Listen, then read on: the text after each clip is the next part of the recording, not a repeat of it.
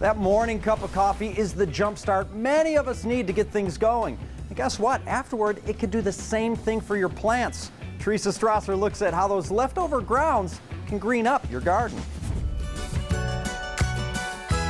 It's great to start the morning with your cup of joe, but instead of tossing those coffee grounds, use them for your plants. It's a bit higher in nitrogen than other things, and your plants need nitrogen to make green. Greg Peterson, founder of urbanfarm.org, shares 3 ways used coffee grounds can give a little pick-me-up to your garden.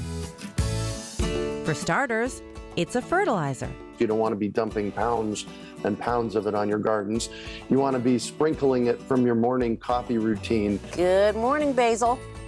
A little coffee to get you started. The nitrogen, magnesium, and potassium in used coffee grounds are building blocks for plants and vegetables. And that's going to help this jalapeno grow. The interesting thing about coffee grounds is if you do pack it in there, it can form this hard layer. And when it solidifies, it won't let water in. So once again, you want to use it lightly throughout your garden.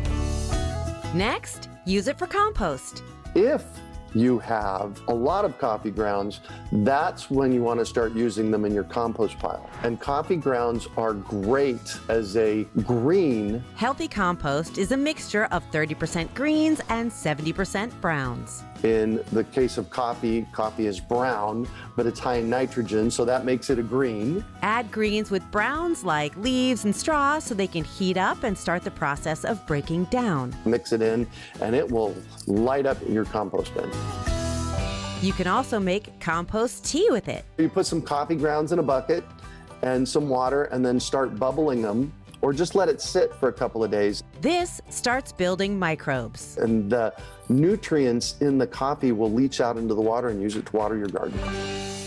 Finally, use it as a pest repellent. So insecticides generally kill pests. What this will do is this will help repel slugs and gnats and that kind of stuff. Maybe this will keep the slugs out this time.